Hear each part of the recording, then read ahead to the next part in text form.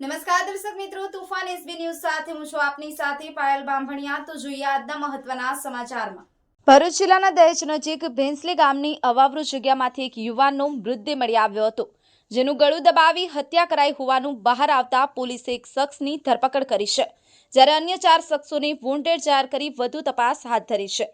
મૂળ ઉત્તર પ્રદેશના ઝાંસીના અતુલ પટેરિયાનો ભાઈ દિલીપ કુમાર ઉર્ફે દીપક વડોદરાની આર્યા રોડ લાયસન્સમાં સુપરવાઇઝર તરીકે નોકરી કરતો હતો, જે ભરૂચ જિલ્લાના દહેજના ચોલવા ખાતે રહેતો અને ડ્રાઈવરોનો હિસાબ કિતાબ રાખતો હતો। તે અરસામાં ગત તારીખ 22 સપ્ટેમ્બર 2024ના રોજ અતુલના પુત્રનો જન્મદિવસ હોય તેથી તેઓએ દિલીપને ફોન કર્યો હતો,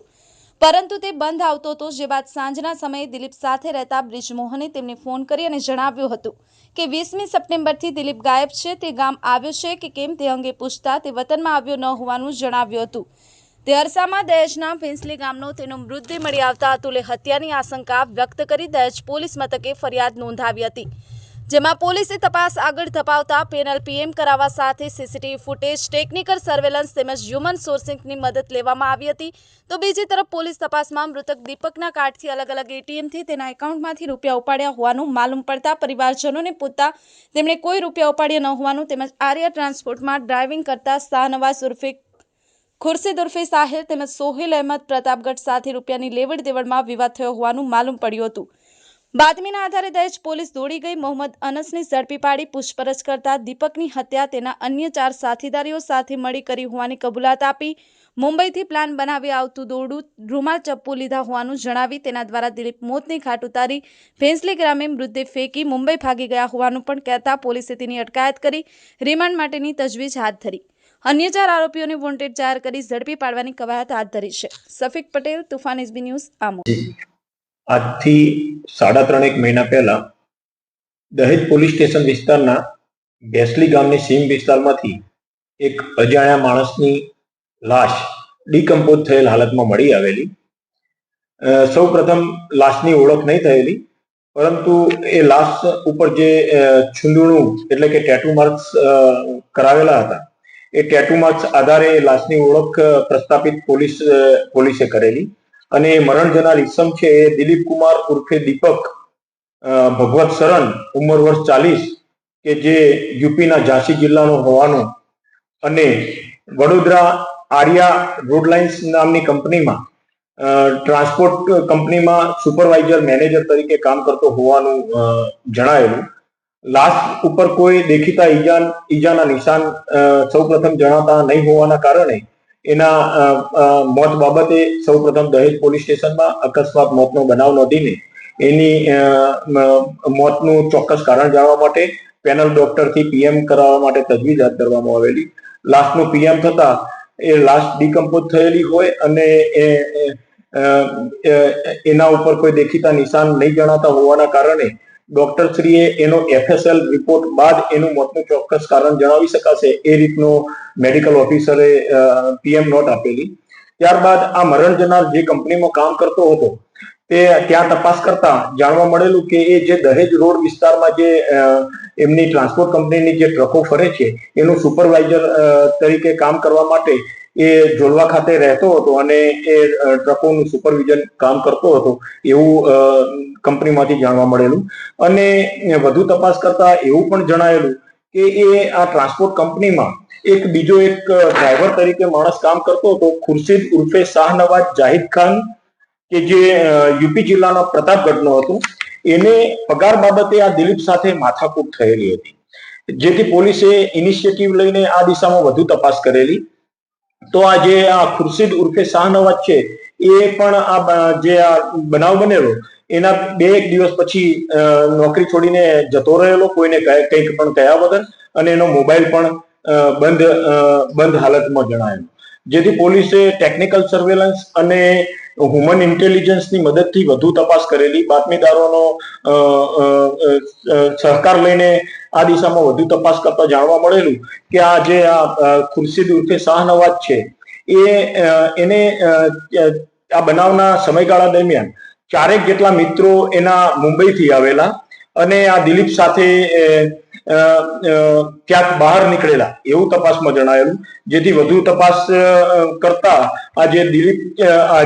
દિલીપના ત્યાં જે આ નોકરી કરતો હતો ખુરશીદને જે 4 માણસો બોલાવેલા હતા એમના નામ જાણેલા તો એક સોહેલ અહેમદ, બીજો મોહમ્મદ હદીસ અને એક મોહમ્મદ અનસ નામનો ઈસમ એ મુંબઈથી આવેલા હતા. અને આ લોકોની મુવમેન્ટ પણ જોતા મરણ જનાર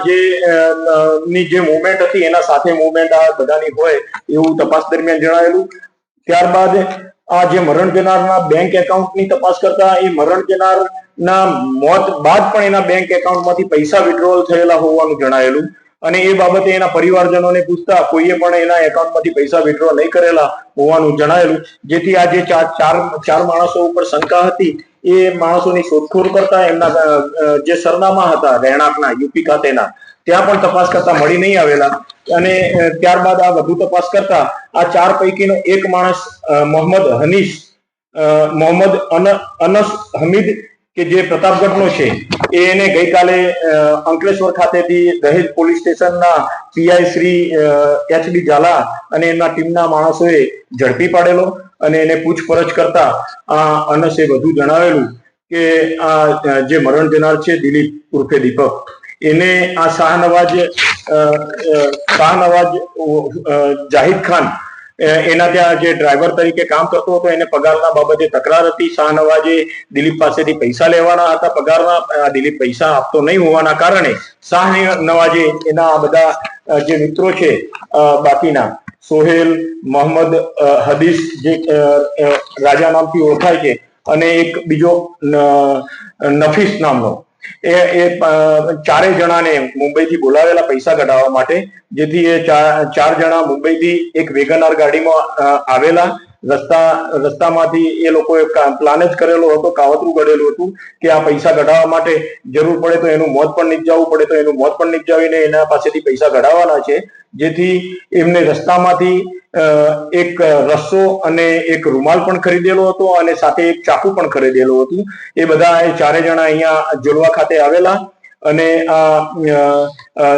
જે શાહનવાજ જાહિદ ખાન છે જેનું ઉર્ફે નામ સાહિલ છે એને મળેલા. ત્યારબાદ આ સાહિલે દિલીપને બોલાવેલો અને એને ફોસલાવીને ગાડીમાં બેસાડી દીધેલો. ત્યારબાદ ગાડીમાં બેસાડીને એની જુદી જુદી જગ્યાએ લઈ ગયેલા અને એને આ બધા જે સાથેના એના મિત્રો હતા બધાએ ભેગા મળીને એને ગાડીમાં સીટ નીચે એને રસ્સાથી બાંધીને સીટ નીચે દબાવી દીધેલો અને એના છાતીના ભાગે તથા ગળાના ભાગે દબાવી એના ખિસ્સામાં જે પર્સ હતું એ પર્સમાંથી એટીએમ કાર્ડ અને એના પાસે જે રોકડ રકમ થોડી ઘણી હતી એ પણ આ લોકોએ લઈ લીધેલી. અને ત્યારબાદ એના એટીએમ કાર્ડમાંથી પૈસા પણ ઉપાડેલા અને છેલ્લે એને ગળું દબાવીને અને આ રૂમાલ વડે અને રસ્સા વડે એના પગ બાંધીને એને મોત નિપજાવેલા હોવાની આ હકીકત અનસને પકડતા એને જણાવેલી છે. આ બાબતે દહેજ પોલીસ સ્ટેશને મેડિકલ ઓફિસર શ્રીને પીએમ નોટનો અભ્યાસ કરીને એના મોતનું ચોક્કસ કારણ જાણવા માટે પૂછપરછ કરતા અને આજે તપાસમાં જે વિગતો મળેલી એ બાબતેથી મેડિકલ ઓફિસરને માહિતગાર કરતા મેડિકલ ઓફિસરે આનું ગળું દબાવવાથી અને છાતી દબાવવાથી પણ મોત થઈ શકે એવું પ્રાથમિક મોતનું કારણ પણ આપેલું. અને એ પ્રાથમિક મોતના કારણ આધારે આ મરણ જનાર દિલીપના ભાઈ અતુલની સંબંધમાં ફરિયાદ લઈને દહેજ પોલીસ સ્ટેશન ખાતે મર્ડરનો ગુનો દાખલ કરવામાં આવેલો છે. આ રીતે દહેજ પોલીસ સ્ટેશન ના પીઆઈ શ્રી એચબી ઝાલા અને એમની પોલીસ ટીમ દ્વારા સૌપ્રથમ જે અજાણી લાશ મળેલી હતી અને એનું કોઈ મોતનું ચોક્કસ કારણ પણ નહોતું જણાયેલું તો પણ એ અજાણ્યા યુવકની ઓળખ પ્રસ્થાપિત કરીને અને હ્યુમન ઇન્ટેલિજન્સ અને ટેકનિકલ સર્વેલન્સની મદદથી આખો ગુનાનો ભેદ શોધી કાઢી ડોક્ટર પાસેથી પ્રાથમિક મોતનું કારણ જાણીને